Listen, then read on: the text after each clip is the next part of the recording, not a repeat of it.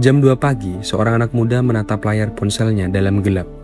Bukan karena ia tidak bisa tidur, bukan karena ia sedang menikmati waktu santai, tetapi karena untuk pertama kalinya, ia diam-diam takut terhadap hidupnya sendiri. Di genggamannya, dunia terlihat penuh peluang tanpa batas. Orang seusianya membangun startup, menjadi konten kreator, bekerja remote dengan gaji yang besar, pindah ke luar negeri, menikah, membeli rumah, dan membangun personal brand. Terlihat seolah semua orang sedang melaju cepat menuju masa depannya, kecuali dirinya sendiri. Dan di balik cahaya layar yang sama, pikirannya justru terjebak dalam spiral overthinking yang semakin dalam. Apakah jurusan kuliahnya sudah benar? Apakah pekerjaannya punya masa depan? Apakah gajinya akan pernah cukup? Apakah kerja kerasnya benar-benar sedang membangun hidup? Atau hanya memperpanjang perjuangan di sistem yang perlahan menguras tenaga tanpa pernah memberi kepastian? Sebenarnya ia tidak malas, ia sudah mencoba semuanya. Belajar lebih keras, mengikuti aturan, menempuh pendidikan, menambah skill, mengirim CV, mengikuti seminar, membangun koneksi, beradaptasi, memperbaiki diri, dan terus bergerak, terus mencoba, terus bertahan. Tetapi semakin lama, muncul pertanyaan yang jauh lebih dalam. Bagaimana jika masalahnya bukan karena ia kurang bekerja keras? Bagaimana jika masalahnya bukan karena ia kurang pintar? Bagaimana jika realitas yang paling brutalnya adalah dunia modern memang telah berubah menjadi sistem yang jauh lebih rumit, jauh lebih kompetitif, dan jauh lebih tidak pasti dibanding semua janji yang pernah diberikan. Dan mungkin inilah krisis terbesar generasi muda modern. Bukan karena mereka malas, bukan karena mereka tidak punya mimpi, bukan karena mereka menolak berjuang, tetapi karena untuk pertama kalinya, jutaan anak muda hidup di era yang menawarkan lebih banyak peluang dibanding generasi manapun sebelumnya. Namun juga lebih banyak tekanan, lebih banyak perbandingan, lebih banyak kebingungan, dan semakin sedikit kepastian. Selama puluhan tahun, kehidupan tampak lebih sederhana.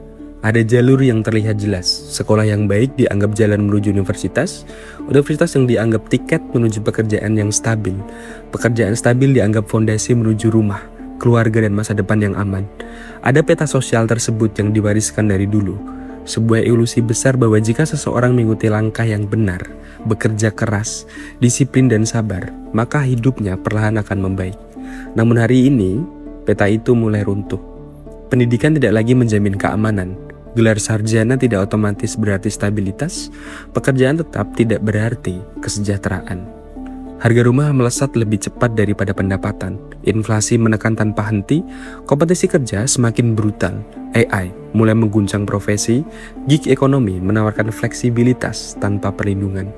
Dan media sosial setiap hari mempertontonkan ribuan versi keberhasilan orang lain dalam bentuk paling sempurna, paling cepat, dan paling menekan secara psikologis. Akibatnya, jutaan anak muda tidak merasa gagal karena mereka berhenti berusaha. Mereka merasa gagal bahkan ketika mereka terus mencoba. Karena dunia hari ini tidak hanya menuntut kerja keras. Dunia menuntut keputusan tepat, timing tepat, skill tepat, branding tepat, jaringan tepat, adaptasi tanpa henti. Dan semua itu harus dilakukan di tengah sistem yang bahkan terus berubah sebelum seseorang sempat benar-benar memahaminya. Hari ini, remaja diminta menentukan masa depan, bahkan sebelum mengenal dirinya sendiri. Mahasiswa didorong lulus cepat di tengah realitas bahwa ijazah saja seringkali tidak cukup. Fresh graduate diminta berpengalaman untuk bekerjaan di entry level. Pekerja muda dituntut mengejar passion, membangun personal branding, produktif tanpa henti, sehat mental, relevan secara digital, cerdas finansial, fleksibel, inovatif, dan sukses sebelum usia tertentu. Mereka dituntut menjadi segalanya, kompeten, produktif, cepat, adaptif, menarik, mandiri, stabil, dan visioner. Dan semuanya harus dicapai di tengah dunia yang semakin mahal, semakin kompetitif, semakin cepat berubah, dan semakin tidak pasti. Inilah mengapa kebingungan generasi muda bukan sekedar quarter life crisis biasa. Ini bukan sekedar fase emosional, ini adalah tekanan struktural global. Untuk pertama kalinya dalam sejarah, generasi muda hidup di era dengan akses informasi terbesar sepanjang sejarah manusia. Namun juga tingkat kecemasannya eksistensial tertinggi. Mereka melihat lebih banyak, mengetahui lebih banyak, membandingkan lebih banyak. Dan justru karena itu, mereka memikul tekanan psikologis yang jauh lebih berat. Setiap scroll menghadirkan perbandingan, setiap algoritma memamerkan standar sukses yang baru, setiap unggahan mempertontonkan pencapaian orang lain, dan setiap kegagalan terasa semakin personal. Setiap keterlambatan terasa seperti ancaman yang permanen. Media sosial menciptakan ilusi brutal bahwa hidup adalah perlombaan konstan, bahwa usia tertentu harus sudah mapan, bahwa karir harus cepat jelas, bahwa finansial harus segera stabil, bahwa kebingungan adalah kelemahan, dan bahwa terlambat berarti tertinggal. Padahal realitasnya adalah berbeda. Banyak anak muda bahkan masih berusaha memahami bagaimana dunia ini sebenarnya bekerja. Dan di titik inilah paradoks paling kejam mulai muncul. Generasi paling terkoneksi sekaligus generasi yang paling bingung.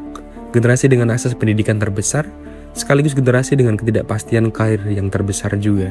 Dan generasi dengan peluang digital terbesar sekaligus generasi dengan tekanan psikologis terbesar. Karena informasi memang memberi pengetahuan, tetapi tidak selalu memberi arah.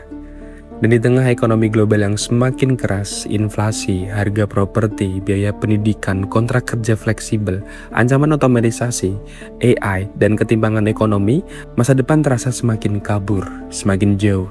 Sekolah tidak pasti, karir tidak stabil, rumah tidak terjangkau, pensiun tidak jelas, dan keamanan finansial mulai rapuh.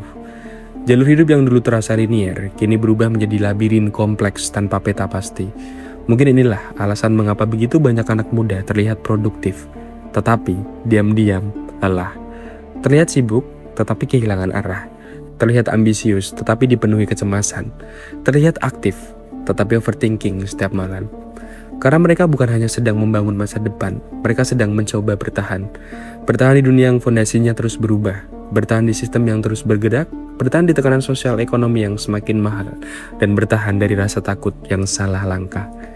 Dan mungkin disinilah letak ironi terbesar generasi modern sekarang, bahwa mereka memiliki lebih banyak akses dibanding generasi sebelumnya, lebih banyak peluang, lebih banyak pilihan, dan lebih banyak koneksi. Namun seringkali, lebih sedikit kepastian, lebih sedikit keamanan, dan lebih sedikit stabilitas. Karena semakin banyak pilihan, berarti semakin besar juga rasa takut gagal. Semakin tinggi tekanan, semakin mahal biaya kesalahan. Dan pada akhirnya, mungkin masalah terbesar anak muda hari ini bukan bahwa mereka tidak ingin sukses, tetapi bahwa mereka hidup di era di mana definisi sukses terus berubah-ubah, sementara jalur menuju stabilitas semakin kabur.